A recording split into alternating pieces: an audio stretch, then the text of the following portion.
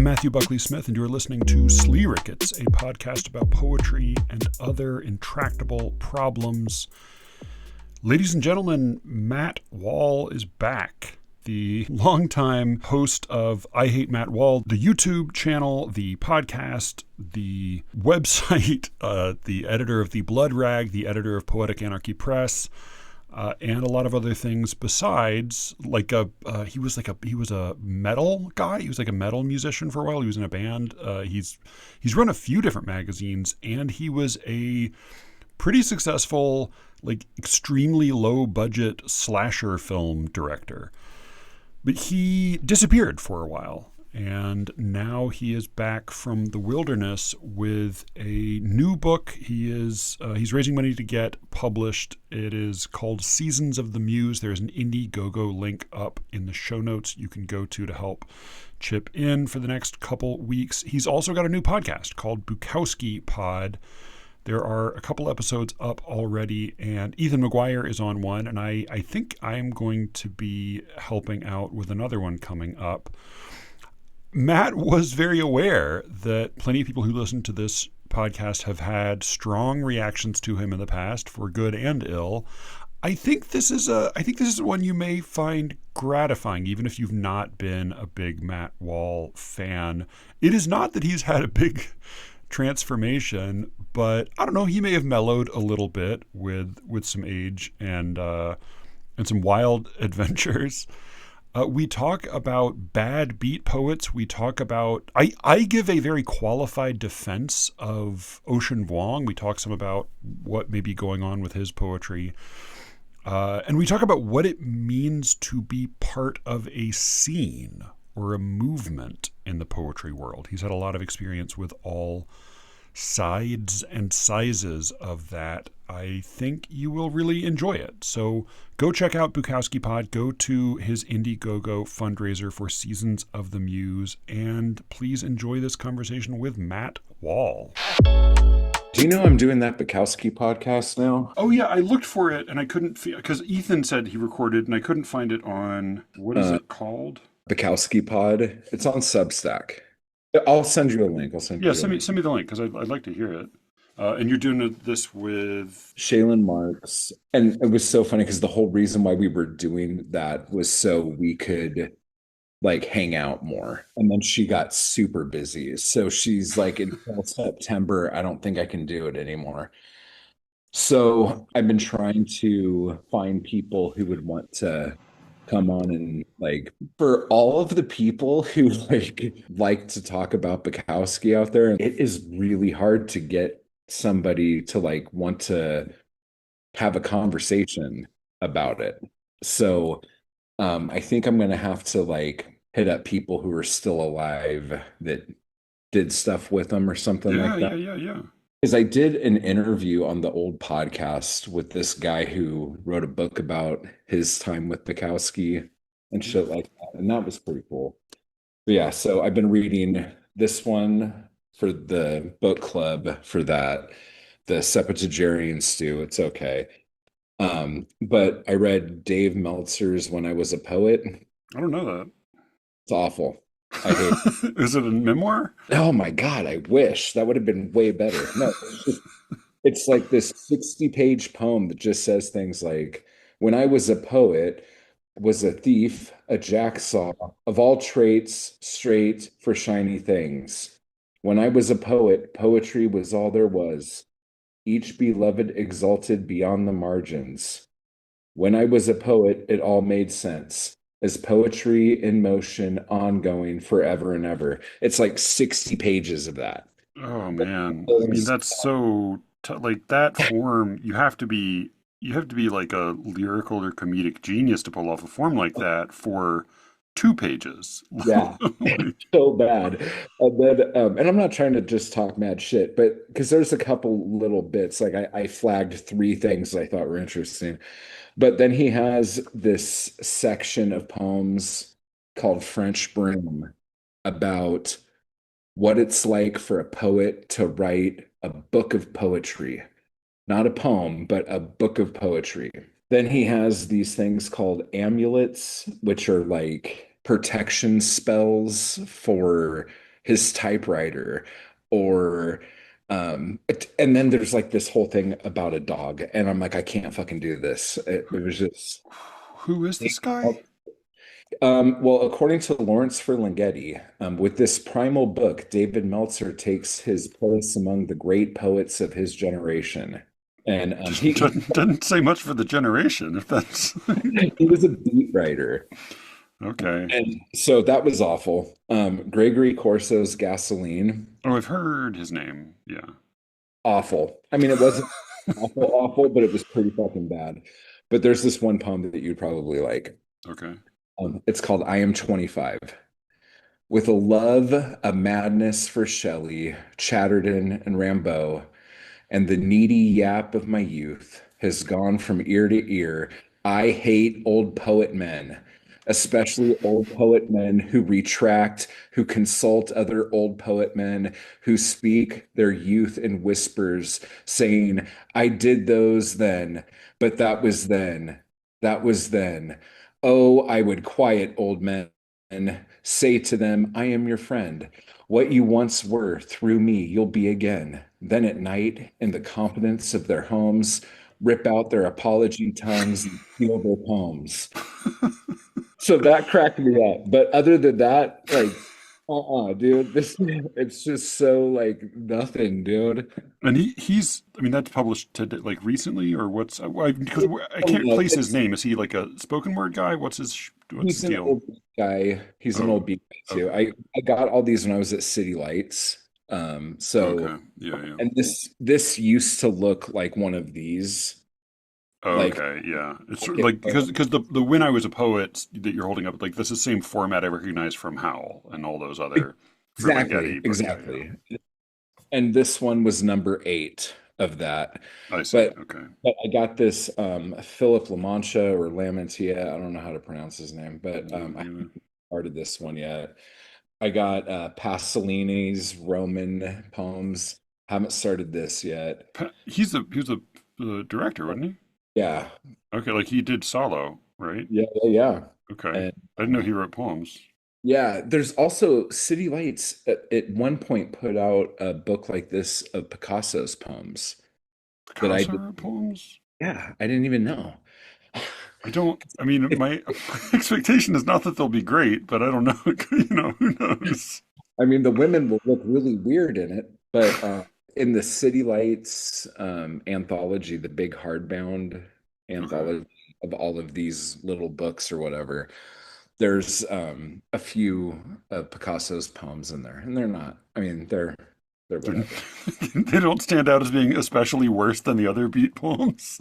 No, dude, because like I came to the conclusion that I just fucking hate beat poetry. Like, I But like you've a been you've been doing like a deep dive into it. Yeah, because I like Ginsburg, and like I Right. don't like all Ginsburg, but like for the most part, I really do like it. And so He, I keep trying Ginsburg to had some really good stuff, and yeah. but yeah, it seems like most people shouldn't try to do the shtick he did. Like he shouldn't have tried to do the shtick he did all the time. Well, I But mean, most other people can't pull it off at all. I like Burroughs too, so it's not like Okay. I'm just like Ginsburg's my only beat writer, but I don't know. But like you look at all these books and they have and that was the other thing. Let me fucking tell you this, dude. You're gonna like this, man, because this is where I fucking lost my goddamn mind. Because in every single one of these books, like it's like, hey, Ginsburg wrote the introduction for it, so it's got to be good, right? Just like Lawrence Ferlinghetti blows himself on the back cover of every one of these books. Oh But God. it says he gets pure abstract poetry, and this is the Ginsburg introduction to the Corso book. He gets pure abstract poetry, the inside sound of language alone. But what is he saying? Who cares? And I was just like, come on, dude, he's got to say something. Don't just yell, who cares? That's awful. But then I got The Fall of America too by Ginsburg. Haven't started Okay. it yet. I did pick up this book of Kerouac poems because I'm like, let me give this guy a little bit more of a chance because I haven't read this and I hate everything else of his that I've read. Is it Brian who told me he has a really good thing about his brother? Kerouac wrote a good thing about his brother. That's what I want to say Brian really liked something he wrote about a dead brother, but I don't remember. I have to look it Uh, up. But There was, yeah, because I mean, I just have not read him, but yeah, like I don't like his haiku stuff. And for the okay. longest time, that was all the poems of his I read. But like I tried to read On the Road like 100 fucking times and I just Yeah. don't care. And then that one book about him, I think it's about him and Neil Cassidy going across country, not on the road, but like they're doing that whole shtick again, and he stops everywhere and eats food and describes the food he's eating in great detail, and it's usually just a meatball. Like, it's like the most How much boring detail thing can you ever. add to that? It's so bad. But anyway, not to talk just awful shit, but yeah. So I was reading this, and this isn't as insufferable as the other stuff of his I've read, but I And still don't. this is Scattered Poems by Jack Scattered. Kerouac. Yeah, Okay. yeah, yeah. Less Sorry. awful than other Kerouac. That should be the blurb on the back. Yeah, but I didn't read the whole thing. I just like Okay. skimmed through the Less first. awful than other Kerouac so But far. here, let me tell you what is insufferable about Okay. this. And this is why I think the beats just like shot themselves in the ass. So like they'll do a poem and it'll be like a song and it'll be by Allen Ginsberg and Jack Kerouac. And Okay. then they'll do the same thing, but then Neil Cassidy will write more into it. And so now it's a new thing, but it's a bunch of the same stuff, but now added with Neil Cassidy. And then they'll do it again, and but it's later. Now instead of 1951, it's 1961, and it's the same thing. And it's just a little Okay. different. And they'll have them like all one after another. And I'm like, oh my God, like this is the most masturbatory thing like I've Is this ever. like endless remix syndrome? You have like Yeah, totally. another version. Like when you get a Nine Inch Nails single and they have Yeah, the yeah, same yeah. song The 12 Meat Beat times. Manifesto version of the yeah. Yeah. But I did get this Neely Tchaikovsky The portrait gallery book. called Existence. Oh, he was the guy who died recently, right? Yeah. Yeah, yeah, And yeah. this is fucking the saddest thing I've ever read. I could only read like 2 pages, then I got to put it down. And but it's like the last conversations as poems that he had with all of these important people in his life.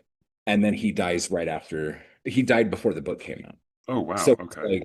it's like a phone conversation with him and Ferlinghetti, him talking about Allen Ginsberg, John Wiener's, a poem for Rimbaud, for Jack Michelin.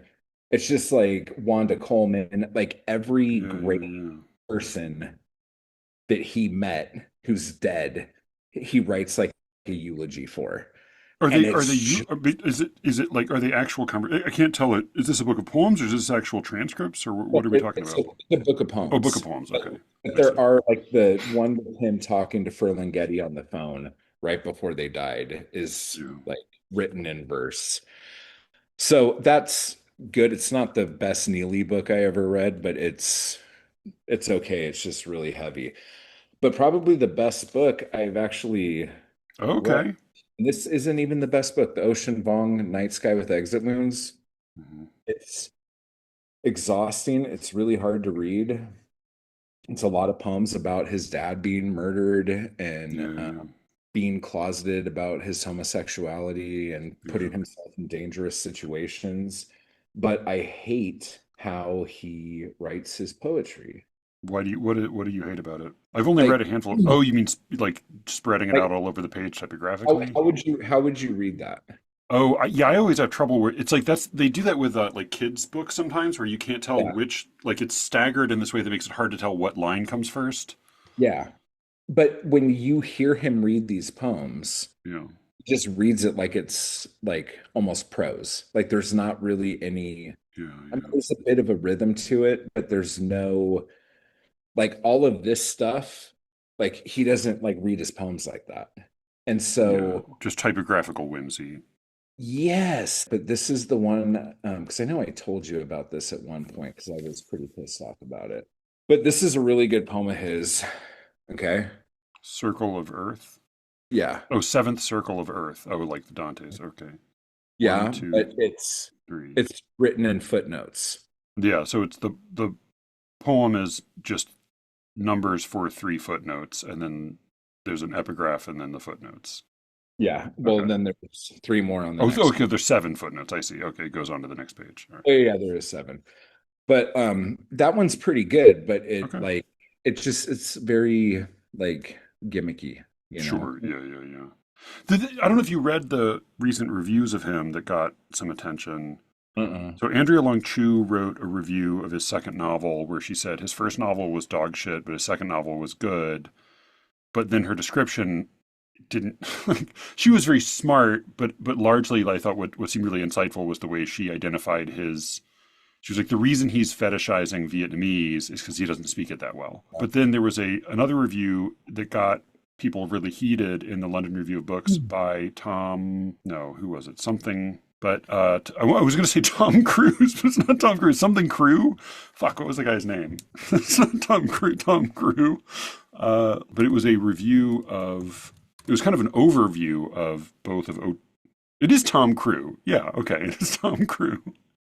But it was I think it was just his two novels, and it was a hard pan of both books.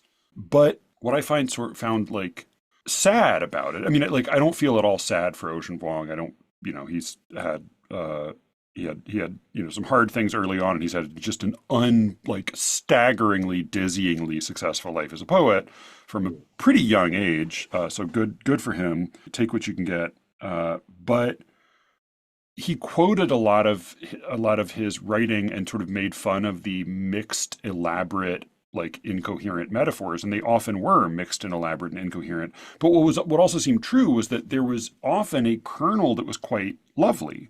That there was like does have a kind of a knack for metaphor, and what Yeah. seemed to me to be the case was that he had this bit of talent at Mhm. the lyric. And like that book, Night Sky with Exit Wounds specifically, I've heard the later books are not as good, a lot of people that book meant a lot to. And the impression I get is that this is a guy who had a real talent for metaphor, had a talent for a certain kind of vision, and just got no help whatsoever developing it, and then got encouraged in all the wrong ways. And then became eventually convinced by everybody in the literary establishment that he was just a genius and anything he touched turned to gold. And so it sort of ruined him as a writer. And that's not the worst case of a talent going to waste, but it does seem a little bit like there's a certain kind of condescension in the degree of celebration he got. Like, I wonder if a lot of the hate that he gets is because of how quick he rose. You know what Oh, I'm for saying? sure, for sure. Yeah, If I I mean, feel just like if totally, totally. Yeah, because like there's so many awful like writers Yeah, that yeah, have yeah, yeah, yeah. I mean, he's about as success. Like, I do tend to be of the mind that like, it's not really worth panning somebody who's not very successful, right? Like, if you're gonna pan a poet, you should be like a pretty big deal. yeah, yeah, yeah. Sorry, it's my phone. No, My it's cool. daughter and Like, my wife are both out of town, so I have my phone.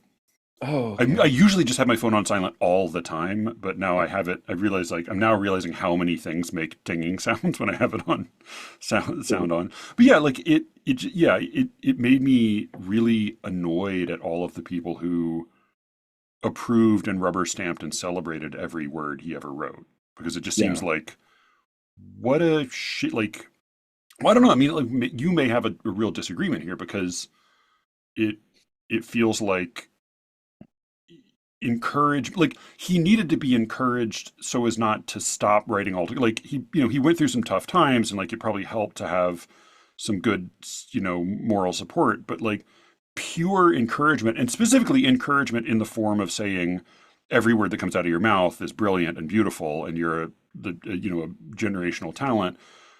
That seems like it was the worst possible thing for his development as a writer. But Yeah. I know you have a very different philosophy about criticism and revision and all that. Well, like my critic well, the thing that I hear more than what anyone says about Ocean Vuong is that his metaphors are stupid. Like he'll like use metaphors that like either don't make sense or aren't the first thing that would come to your mind or something like that. Just like he reaches Yeah. too far with his metaphors. But then I'm Sure. thinking if he didn't do that, like it would be like cliche Yeah, city. yeah, yeah. You don't want the first thing that comes to mind. You want something It that's surprising, but then once you hear it, it would make rings a little true. bit of sense. And Yeah. that to me, that was what I saw in like the passages that Crew quoted often was like this was this started to be good, but then he just kept going and nobody ever told him to edit. But then Yeah. that, but this may be where you would say like, Well, my no, big don't thing, edit. I don't know. well, Hmm. Okay, I guess my thing is that I don't know his stuff from a like if he had one poem published somewhere. Mm, Because if I read just one of his poems, I would probably be really impressed by it.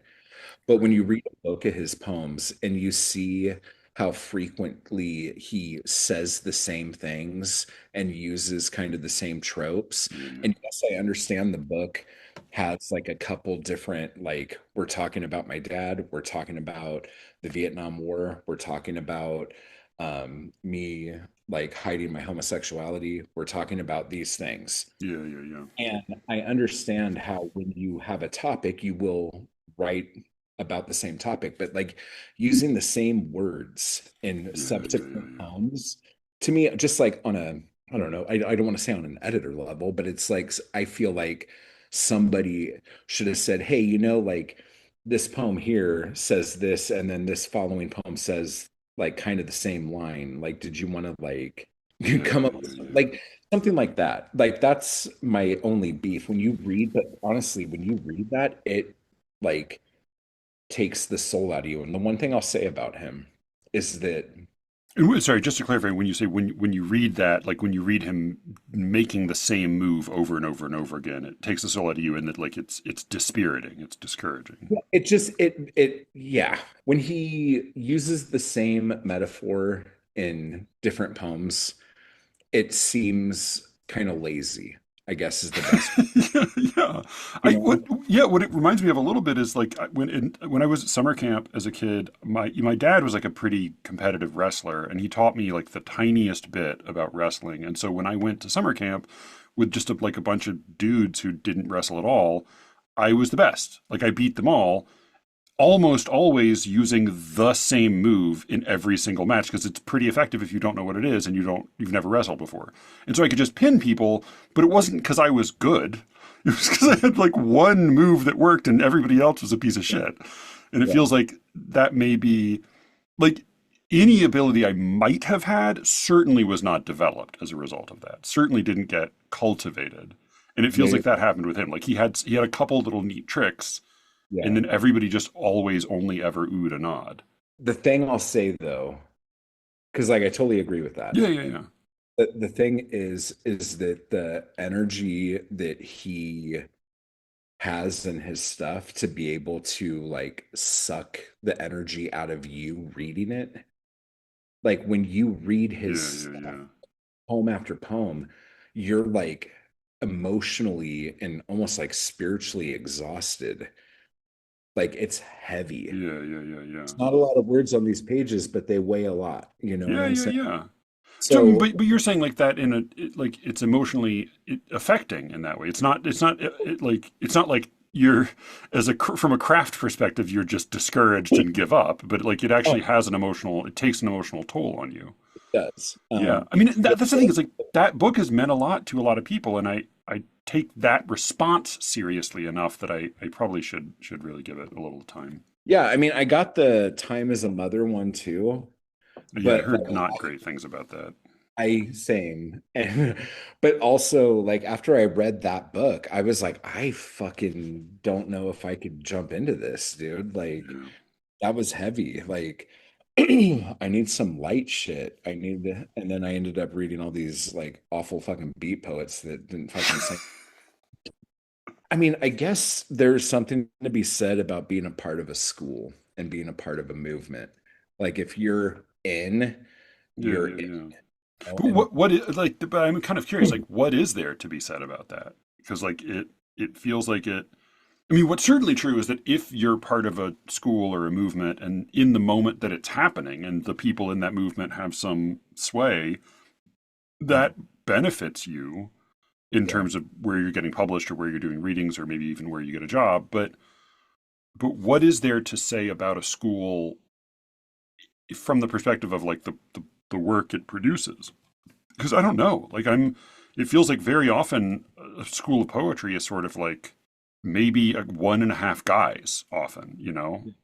Well, the other thing too, like I mean, this is probably like in retrospect, you could say anything, but I don't know if like beat poetry would have been as popular like even in the 80s and 90s if it wasn't for like the San Francisco Renaissance and Ferlinghetti doing City Lights.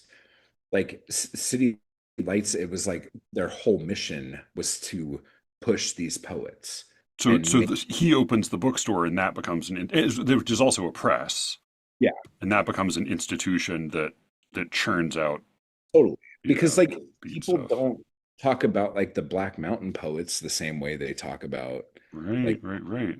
you know what I'm saying? But there were all these schools happening all at the same time, all these movements Yeah, yeah, yeah. happening at the same time. But if you don't have like, I guess like An a, institution. yeah, pushing it, but like Black Mountain had the university, right? Yeah, So the like, Black Mountain School, but it shut down, right? I don't know. Yeah. Yeah, I mean, if the school, yeah, I don't think it's there anymore, but I think if the school kept going, or, I mean, I'm curious because you have, in various ways, like dipped in and out of schools, and you've also just made a study of this scene in San Francisco, and like is the San Francisco the kind of the center of the zine scene that you've been sort of quietly Uh, obsessed with? no, I mean, There's there, like I want to say there's like two or three schools you've kind of become a quiet expert in, and I'm curious how it all looks to you. well, like the meat poetry, Right, yeah. that was like my favorite thing. And that was like late 60s through late 70s. And it was mainly a California thing, like Okay. people from up north and people from LA. But like there wasn't a ton of people in it. It was like Blazik, Douglas Blazik, Steve Richmond, and then they like tried to lump Bukowski into it, but Bukowski didn't want nothing to do with it. Like to put Mili Tchaikovsky in it, and he didn't want anything to do with it. But he had Blazik had a really long running literary journal called Olay, and a lot of writers from the 70s and 80s got their start in Olay. And so if the editor of Olay says there's a school now and like this is the new movement and all this other shit, Yeah, like people, yeah. oh, yeah, we're a part of that. Um, But but like, he declared his own movement, yeah, which is not what always happens. Often it's not that way. no, and that happens, I think, more with art. Like when someone's like, I'm gonna write a manifesto, and then Yeah, it's yeah, yeah. here are all the rules for all the ridiculous things we're gonna do. But because other than that, like it's usually like journalists that declare schools, Yeah, or right? critics, yeah, who want to publish a book, like Martin. Shoot, was it Martin Esslin? Martin something who named the Theater of the Absurd, and everybody who was in it was like, "Oh, no, thank you." Yeah, that's hysterical.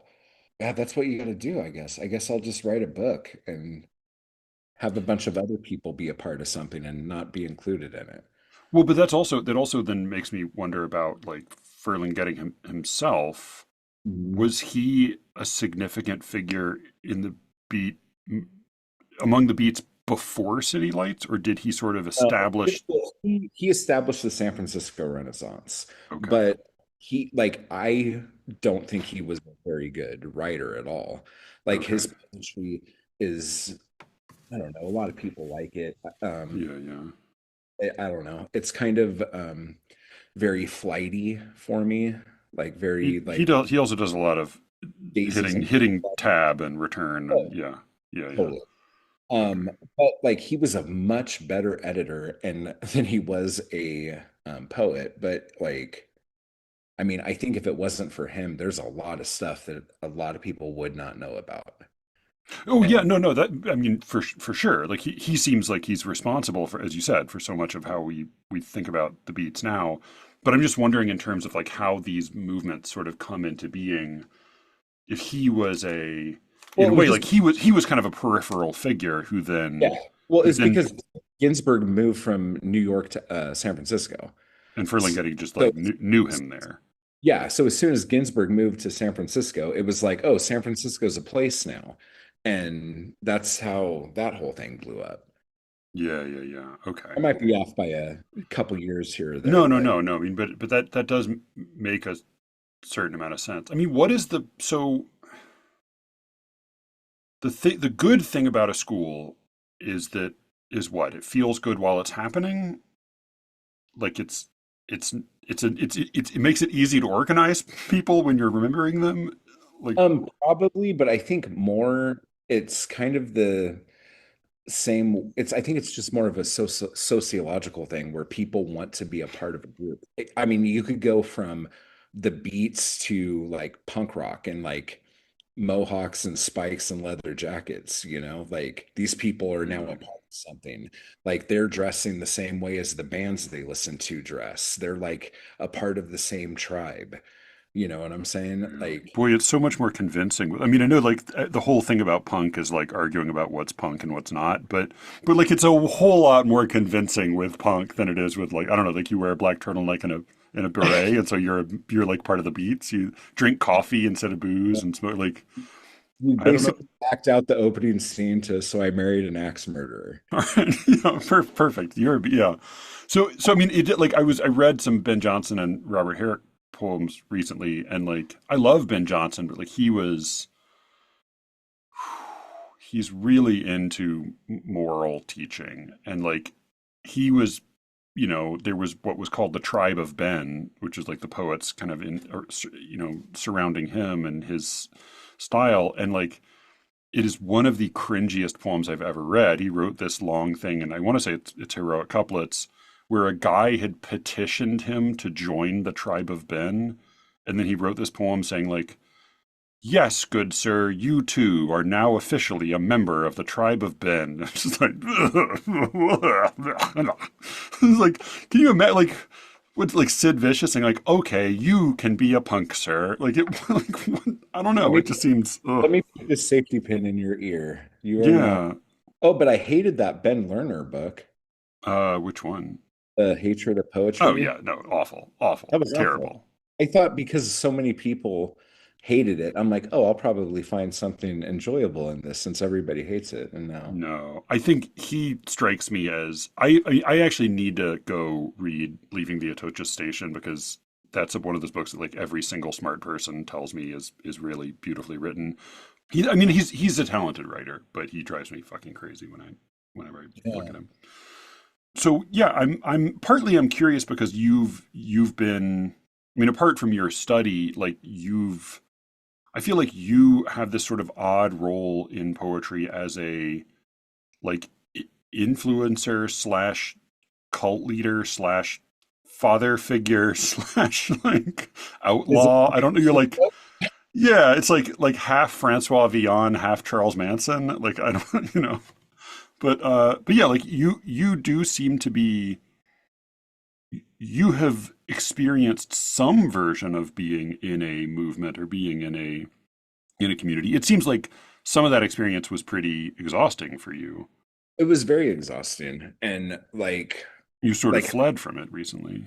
yeah, like if like I mean, I think we're talking about like Anarchy Crew and like Poetic Anarchy Press and the Yeah, whole yeah, basically there were a lot of poets that I liked that nobody was talking about. yeah, And so I started making like YouTube videos about the books that I liked and the poets I liked, hoping I would find people who knew those poets and wanted to talk about it. yeah, And I found maybe like two or three people over 6 years of doing that because not many people know the people I'm talking about, yeah. and most of the books are out of print. And so, if you want to get copies of these books, they were all like limited run books that cost kind of a lot on like Abe books or Yeah, like half yeah. or something like that, um, or Better World Books or wherever you could find them. And honestly, talking about Bukowski was kind of the way that I found people who were kind of into the same kind of stuff who would be open to spending 120 bucks on a Blazek book, Yeah. like without knowing anything about it, hoping that they'd like it. Yeah. And so that was kind of cool. And then starting the press and doing the Blood Rag and stuff like that, I did come across quite a few poets that I really liked, but I was doing like zines before that. Like I was doing Weird Mask, that was more of a fiction zine, like a pulp kind of thing for a couple years. And then I did another one called M Zine that was more like poetry and art related. And I found a couple other great poets. The problem that I have found is that most poets only want to poem for a certain amount of time and then they're done. They Oh, they write the poems that they write and then they're like, I'm done. And it's not like a big thing to them anymore and they move on to do other things. Like at least the yeah, yeah, poets yeah. like, or they just denounce the poetry that they wrote at Right, one right, right. to do something else or Because so I mean, that yeah, got like that, I don't know that that's like the people who maybe like I'm trying to think like most people who listen to this podcast may have kind of at least encountered poetry in a kind of an institutionalized context where like I think it's less and less true, but for a time it was really understood that like serious poets were teachers in universities and so that like that I mean, by my lights at least, often encourage people to sort of keep churning out mediocre poetry just because what you do is you publish poetry. But you're really talking about people who are the kind of poetry and the kind of poets you're talking about are really like a moving target. I mean, it's closer to like Rimbaud, who kind of burst on the scene, wrote for a few years, and then fucked off and never wrote again. yeah. Um, That's what it seems like. And then a lot of it too is just like because there's not a lot of money in poetry and I don't mean to be a dick, but there's not a lot of fame in poetry. And no. they want out of what they're doing. Because like there's this one poet that I think is one of the most amazing poets I've ever read, and her name is Holly Day. Like that's the name she writes under. And she wrote probably like six or seven amazing books of poetry. She sent me a chapbook that I was going to publish that I thought was the best thing she'd ever written. And then she just stopped returning my emails. And like maybe spoke to her one time over the last like 5 years where she just said, just so you know, I'm not dead. I've just been really busy and I Yeah, hope you're yeah, but she's been like publishing like technical journals or like how-to books. yeah, yeah, yeah. That's what she's been doing. And it's not like about poetry, it's No, about no, like no. Right. Yeah, it's a job. Yeah, Alice does a lot of copywriting. You know. yeah, Yeah. stuff like that. So she just doesn't have time for it, you know? And there's a lot of really good poets I know who had children and Yeah. once they had children, like the time to write poetry wasn't around as much. I don't know. Because I'm one of these people who also think that if the internet was around at any time period, the poets that we have now, we never would have had. Because like someone like Bukowski would have just went on Twitter and yelled at somebody for a little bit. Right. Right. Right. Yeah. Honestly, he never would have He written would have published and he would have expressed thoughts, but it would not have been exactly. packaged as poetry. Yeah. Yeah. And I just think a lot of people who um, became great because of their isolation, because of their like just no connection to people. Like their writing was their connection to people, their art was their connection to the Yeah. outside. And now that it's so easy to be connected to the outside world, I think a lot of people, especially when they try to start submitting poems to places and they're not getting their poems picked up and they're not getting any likes on Instagram or wherever they're posting their stuff, they're just like, what the fuck am I doing? Yeah. Yeah. Yeah. And So yeah, so a lot of poets that I've really liked and found over the years kind of just fell off. Some of them are still doing stuff, but like I don't know. There's a lot of tortured souls out there doing stuff, and I know that's not just in the world I'm like traveling in. I know this is a story all over poetry. It's not just Yeah, souls get tortured across demographic lines. Yeah, but I'm kind of interested in the observation you made because it's sort of counterintuitive. What you're suggesting is that, I mean, on the one hand, like the internet superficially connects people to one another really effortlessly, but on the other hand, when you're writing poetry in isolation and maybe like mailing it off to one friend or something, you don't have, like, you're in isolation and this is this tiny little light in the dark. But when you can post it online and then see, like, statistically, like, that nobody's looking at it, then yeah, it's really disheartening. yeah. That in a way, like, there's more dignity in like Dickinson writing alone in her attic than like some guy writing alone online and publishing everything and getting zero views and zero retweets and. Yeah, it's weird, man, because like one of the big mistakes I made as an editor, like doing Poetic Anarchy Press and all that stuff, was that I assumed the things that I do are everybody wants to do and what everyone is able to do and probably already doing. And all we have to do is just band together.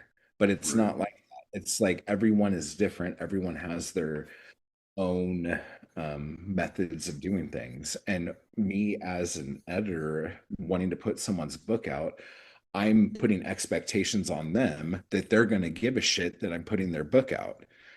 You know what I'm saying? Yeah, yeah, yeah. So, like, when they do like nothing, and I'm not saying like people who I've done stuff with have done this, but there have been people, not everyone has done that, but people have done that. Yeah. And they've done nothing and they didn't try. They didn't put anything into it other than sending me their poems. And then, right when I'm about to print them, sending me revisions of the poems. And then I'm like, you have to stop. Like, this is, we're putting this out now. But yeah, but like, so just me having this, like, I don't know, like altruistic thought of this, like, poetry utopia that just everyone will do, that was scary. I wasn't expecting that. Yeah, I mean, I'm like, I mean, you continue to be at the head of all of these different sort of like poetic and literary and artistic enterprises, and you've both had a fair amount of success and like run into a lot of assholes, as well as you said, like people who just appear and then disappear, or change their minds, or all they want to do is write a write poetry and then just have you promote it, and that's what they're turning to you for. Do you seem to strike me as somebody who's not a big regrets guy, but like, do you look back on all of that and have a sense of like how you would prefer to proceed with things in the future, like what things are more worth doing than others, or? I just know I'm not a good editor. And I put way too many expectations on the people who were working with me. And I feel like that kind of hampered their art, their creative ability to like do something and want to do it. Like they were just creating art and then I turned it into a job. And that Yeah, like yeah, yeah, they yeah. weren't ready. But it's because that's how I've always done it. And so I like, I mean, since I was a kid, this is how I've always done it. So I just assumed that this is how a lot of people would do it. And I noticed that people who come from like more like DIY or punk backgrounds or music scene backgrounds get it more, like at least how I do stuff. Yeah. get As you do as well. Like that's yeah. your background. Yeah. So that was always kind of a weird thing. But I think now if I were to ever try to do anything like that again, I would have to have a ridiculous, not a ridiculous, but a very sizable amount of money to hire people to kind of like kid glove people, kid glove. Handlers for the poets. Yeah. Yeah. Because Yeah.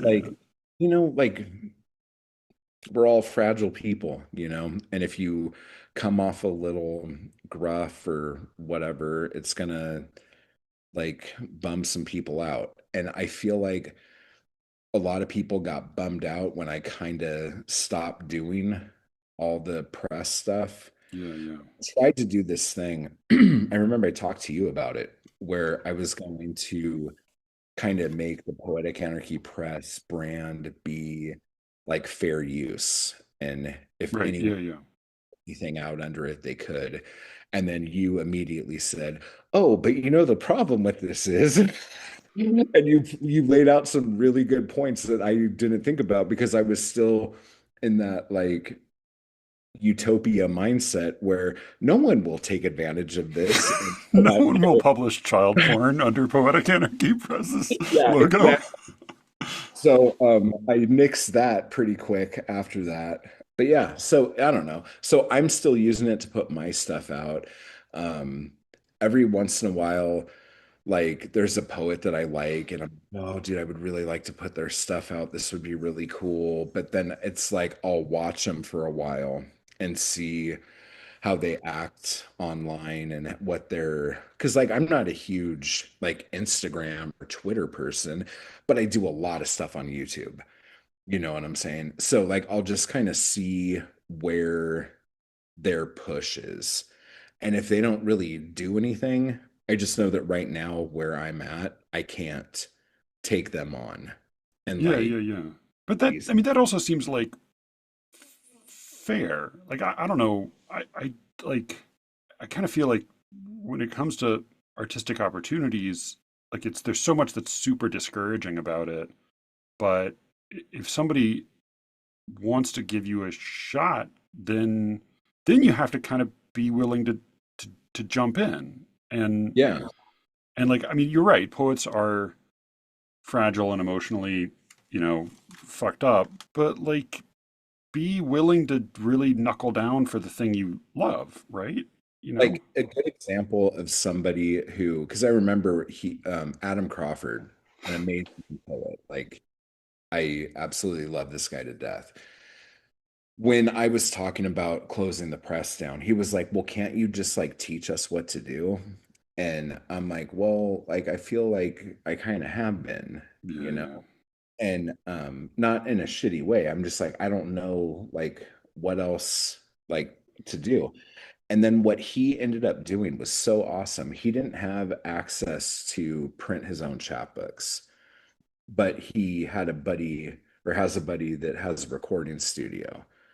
And so he goes in like every other week and will record like an audiobook chapbook and he puts it up on Bandcamp. So if Oh, you go to, like Adam Crawford, it's probably adamcrawford.bandcamp.com. He's got a ton of these amazing audiobook chapbooks that have anywhere from like 5 to 20 poems in a piece. And he's a great reader, and it's like I'm just so fucking proud of that guy. And do they seem to be reaching people? I think so because the people who I talk to know about him, and Yeah, okay. All right. I don't know like what kind of growth he gets or what kind of like Sure. mark he puts into trying to get new people to like it other Yeah, than yeah, just yeah. Instagram. But he's doing it and he's consistent and he's doing stuff like because like the thing for anything, whether it's music, film, um, art, probably poetry and novels and the whole thing is just consistency. If you constantly are putting stuff out, people will see it, you know? like whether or not it's any good is going to be if people like it. But if you're putting the stuff out, people will see it. It's just like the squeaky wheel gets the grease. You know what I'm saying? So whenever anyone does something that is like just super cool like that, and I know there's a lot of people who've been doing cool Substack shit, Yeah. but I'm not like really active on Substack, so I don't really know what to say other than just like little things I've seen from people. But So yeah, um, so, Substack. I mean, I obviously do the whole secret show on there. I have very mixed feelings about it because it is great for publishing blog entries and for putting out podcast episodes, and I am glad for, it has like a decent enough interface for a self publishing platform, and you know you can kind of cross promote some other people's work, but yeah, the it's very married to, and they really encourage its being married to the notes thing, which is just its version of Twitter. And that seems to me, that's just like everything about it is exhausting. yeah, Like as soon as it started inviting me in to say like, oh, but wouldn't you like this? And what if you commented on this? And maybe somebody will like yours. And I just thought like, no, no, no, no, I already quit Facebook. Like, no, no, don't bring me back into this. yeah. Don't drag me back into that. Yeah, I get the same way with like if I'm posting something on Instagram and it's like, don't you want to post this on Threads too? And I'm like, no. And then it's like, but we could put this on Facebook for you if you'd like. And I'm like, I just wanted to put this up here. Like, why are you? I keep opting out of all this stuff, and then you guys ask me the same question again. But yeah, My impression is that Instagram is the least unhealthy social medium unless you are a girl under the age of I don't know 70. Like if you're like certainly if you're like a preteen or teenage girl, it seems like super toxic. But it also seems like maybe that creeps upward from there. it totally does. It totally does. I mean, I don't know if I'm the right person to be talking about this, but like, I think the whole how did I hear it put? Like the whole body check culture on Instagram is very troubling for a lot of women. They do they do like body check just in the sense that they're like models posting pictures of their bodies and you're seeing them, or what does that mean? The whole thing, like they'll like, I'm not going to do it for you, buddy, but but like, when you just like you stand up and you turn and you like look at like how your body's looking today, and like And then um post pictures of that? or like reels, Oh, like videos, right? Because half of it's video now. Yeah. you just do the thing. What? Wait, that's a thing you would do? Like you do a how's my body looking today post? Yeah, but you don't call it "How's my body looking today" post. Okay, so this is like thirst traps. You don't say that here is a thirst trap. It's not You just, it's not, I mean, I guess it can be considered a thirst trap for guys, but it's also oh, like, guys do this? I'm sure guys do it, but Okay. we about women Yeah, having, yeah. yeah. No, no, I'm just trying to understand like a thirst trap is a term people will apply to a post. It's not something you would usually do in announcing the post. And it sounds like body check is similar in that you like it's a thing that you identify as happening on there, but it's not like you would say, "Here's my body check for the day." Yeah. Okay. Yeah, that does seem supremely depressing. I didn't even know that that existed on there. So great.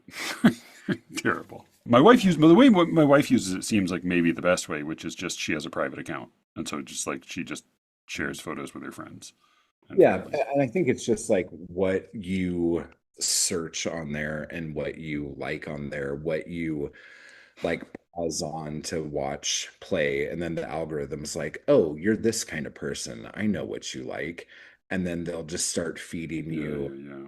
stuff like that. And then you become kind of like a victim to your own algorithm, you know? Yeah, So, yeah, yeah. Which um, is if you're my wife, then it's Megan Stalter videos and videos of children doing hip hop dancing. And it seems like that's, fairly wholesome as it goes. like honestly, most of my stuff now is that I get in there is like people painting or like people turning a canvas. Like, Oh. and that's also, I guess, could be a little problematic on the body check side, if like you're, because some of the painters, like, do the whole thing. But Put like, on like in terms of like evaluations of the art or of the people, do I don't. both. Both. Oh, they'd be like nice painting, you ugly piece of Well, like shit. Like, the whole thing would start with their back turned to the camera, holding a canvas so you could see their whole body, and oh, then huh. their body, and so you see all of them, and then they show you the canvas, like, look what I painted. So it's like Ah. thirst trap plus buy my art on my Etsy shop now. Oh man, this is a whole brave new Yeah. world for me. But you've been a little bit in. You were talking about isolation earlier. Like you've sort of went into the wilderness for a stretch. Right Um, now? no, no, you left the country and you sort of went on some wild adventures and misadventures, and you're doing this podcast now, the Bukowski thing, but you sort of like you withdrew from the world for a while, or from a lot of the poetry world stuff, Yeah. and you're sort of returning. This is the line I was quoting from David Lynch's character in the old Louis show: is before you come back, first you have to go away, and like you went away. Yeah. I So was yeah, I went away, but I never stopped writing or stopped creating. yeah, It was yeah, yeah, I needed to get away from what was happening because what was happening wasn't working. And yeah, I yeah, yeah. couldn't figure out what else to do. So, like I do with most things, as soon as I'm like, oh, this might be broken, I should totally burn this to the ground and start over. Like that's kind of how I go about doing stuff, which isn't the best way to go about it, but it works for me, I think.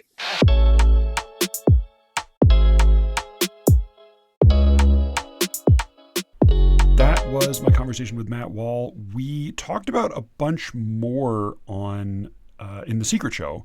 That will be up in the next day or two, including what is actually going on with this new book, what makes Matt Wall like Aslan the lion, what he makes of this weird scene of ours, sort of, what he likes about abstract painting. I think you will enjoy it. Go to sleerickets.substack.com to check it out. You can put in your email address and get a week's access for free. After that, it's pretty fucking cheap. If you have some expendable income and you would like to support the show, you can become a motherfucker of the arts. It costs a little more and it does a lot to help us keep doing what we do. If you have a genuine difficulty paying for The Secret Show, but you would very much like to listen, send me a note at sleerickets@gmail.com, or feel free to send any other kind of note you would like to that address.